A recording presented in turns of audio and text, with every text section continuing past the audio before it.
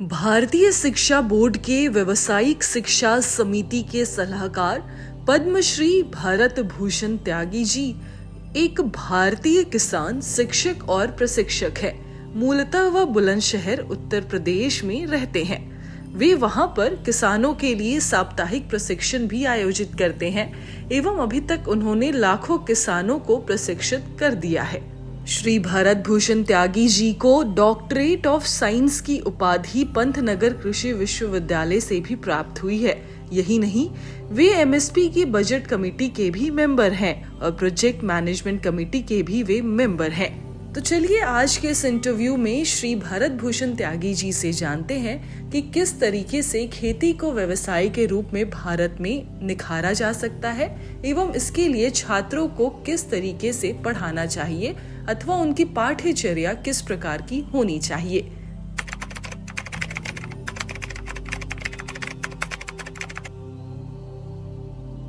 ये बहुत ही एक सुंदर पहल की गई और भारतीय शिक्षा बोर्ड में इसमें बहुत अच्छे से विचार किया गया कि किस प्रकार से हम शिक्षा में कृषि के महत्व को इतना उभार दें ताकि वो जीवन शैली के हर एक हिस्से में आदमी को खुशहाली का आगाज दे सके, खुशहाली का अनुभव करा सके। मानव जाति की संकल्पना में दो ही बात आती हैं कि उनके जीने में समाधान हो और उनके परिवार के साथ जीने में समृद्धि का अनुभव हो। तो भारतीय शिक्षा बोर्ड इसी प्रकार से कृषि को व्यवसाय के रूप में आगे ले जाने के लिए एक नए विकल्प के साथ में खड़ा हुआ है और हमें इस पर बहुत विचार की ज़रूरत है। विचार किस बात का? विचार इस बात का कि जिस प्रकार आज पूरी दुनिया में व्यापार की मानसिकता से आदमी का एक तरफा विकास हुआ है, केवल पैसा देखते हैं, विकास का मानक जहां केवल पैसा बनकर रह गया है, तो हम प्रकृति की व्यवस्था से, मानवीय संबंधों से और अनेक प्रकार के जो सामाजिक संबंध हैं उनसे क्यों दूर होते जा रहे हैं। तो इस एक तरफा विकास को संतुलित करने की दृष्टि से भारतीय शिक्षा बोर्ड ने कृषि के मौलिक स्वरूप को ही एक व्यवसाय का रूप दिया है और उसके आधार पर बच्चों में उद्यमिता विकास के जरिए किस प्रकार से स्वावलंबन को हम स्थापित कर सकते हैं और देश में जिस प्रकार से युवा पीढ़ी का नेतृत्व कमजोर हुआ है, उनकी प्रतिभा और व्यक्तित्व में संतुलन नहीं है, वो अपने में ही बहुत सारी चीज़ों में उलझे हुए हैं, तो उनको एक बेहतर रास्ता दिया जा सके ताकि वो अपनी समझ और अभिव्यक्ति को लेकर एक राष्ट्रीय प्रतिनिधि के रूप में उभर सकें और हम अपने में भी, परिवार के साथ भी, समाज के साथ भी और राष्ट्र के साथ भी और पूरी दुनिया के साथ बेहतर से बेहतर कैसे जी सकें, ये संकल्पना है भारतीय शिक्षा बोर्ड की और हम सभी मिलकर इस कार्यक्रम में भागीदार हों, यह हमारा सौभाग्य है।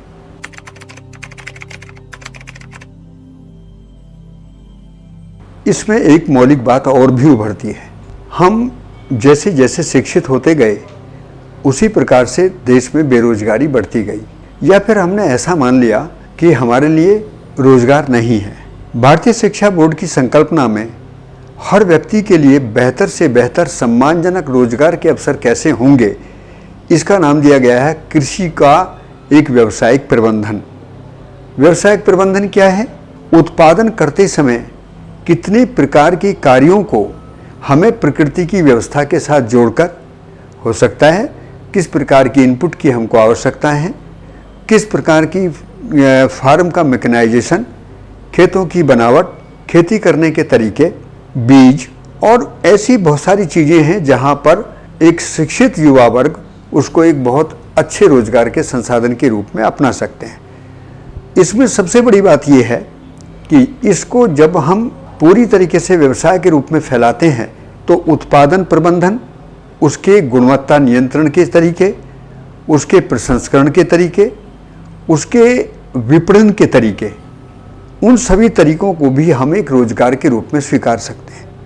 तो इस प्रकार से भारतीय शिक्षा बोर्ड में प्रायोगिक और व्यवहारिक रूप में किस प्रकार से खेती को एक सुंदर व्यवसाय के रूप में स्थापित किया जाए, ये संकल्पना की गई है और उसमें बहुत सारे तपस्वी और बहुत सारे मनुष्यों ने मिलकर उसका एक जो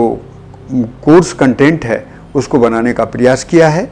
और ये आने वाले भविष्य में बहुत ही एक सुखद संकल्पना है और बहुत ही सरल तरीका है, सहज तरीका है।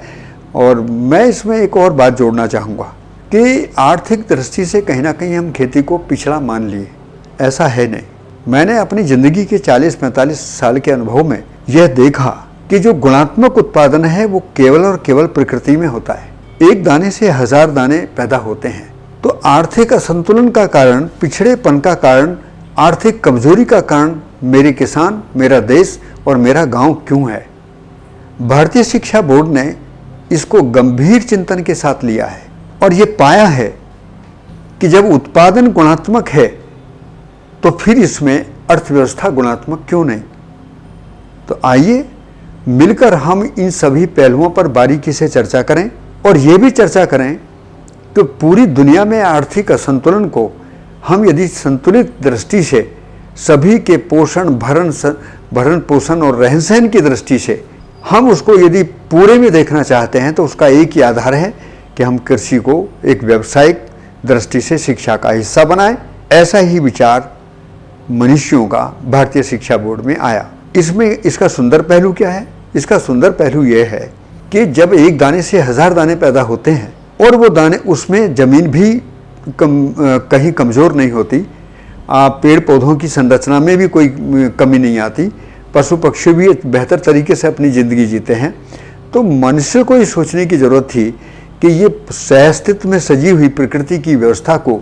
एक यदि व्यवसाय के रूप में देखें और आर्थिक दृष्टि से भी इसका सही मूल्यांकन करें, तो जो आज पूरी दुनिया में सवाल उठ रहे हैं कि लीनियर इकोनॉमी से हमको सस्टेनेबल सर्कुलर इकोनॉमी की तरफ बढ़ना है, इसके लिए भी भारतीय शिक्षा बोर्ड में इस बात को विशेष रूप से ध्यान रखा गया है कि हम कृषि को व्यावसायिक दृष्टि से आर्थिक संतुलन के साथ राष्ट्रीय समृद्धि का, राष्ट्रीय आत्मनिर्भरता का आधार बनाएं।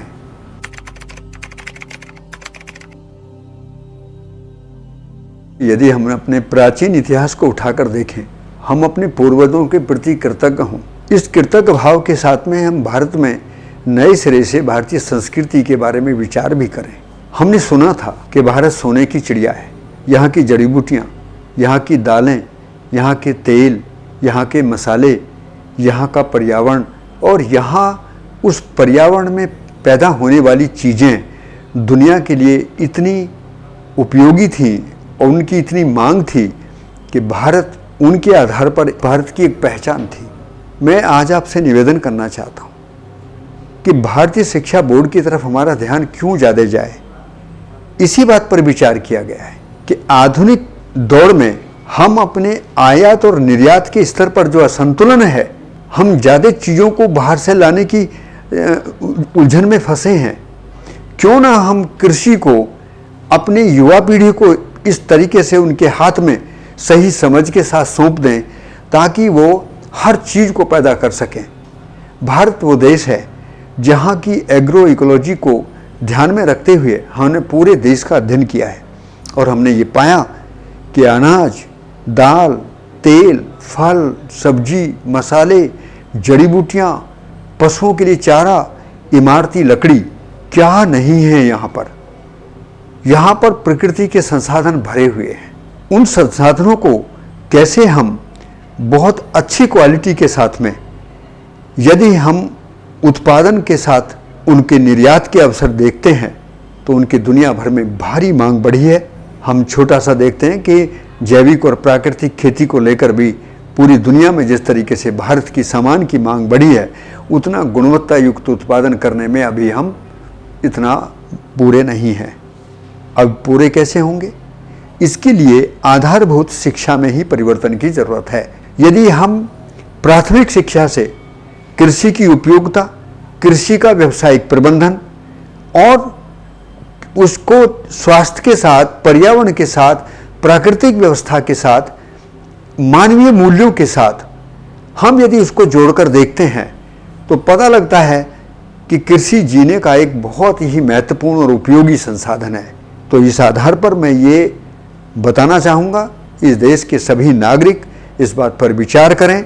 अपने बच्चों को भारतीय शिक्षा बोर्ड की तरफ जो हम ये कहना चाह रहे हैं कि ये बोर्ड आप सभी का बोर्ड है, ये सामाजिक बोर्ड है,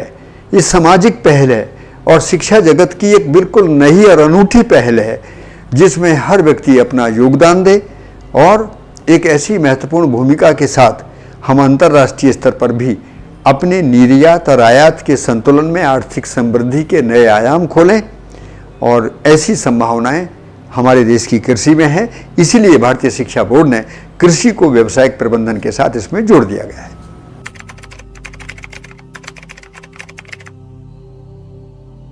एक तो मैं बहुत हृदय से इस बात को स्वीकारता हूँ कि कहीं ना कहीं हमारी किसी पुण्यशीलता से, हमारे किसी पुण्य कर्म से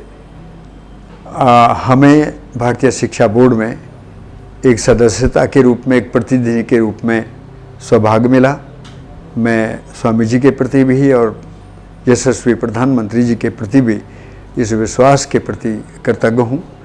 और एक जिम्मेदारी भी के साथ भी बात करना चाहूँगा कि भारतीय शिक्षा बोर्ड की जो मूल अवधारणा है उसमें कुछ ऐसे मुद्दों को भी साथ में लिया गया है। वो मुद्दे खास तौर से जैसे संस्कृति का एक पक्ष मूल्यों के साथ जुड़ता है। अभी तक हम क्या है कि हम आधुनिक तकनीकी विज्ञान और प्रौद्योगिकी के जरिए केवल बच्चों को नौकरी और व्यापार की मानसिकता से तैयार करते हैं और अंत में बच्चे केवल उनके अंदर एक ही चीज का मूल्यांकन रहता है कि पैसा कैसे कमाया जाए। पैसा कमाना कोई बुरी बात नहीं है, लेकिन केवल पैसा कमाया जाए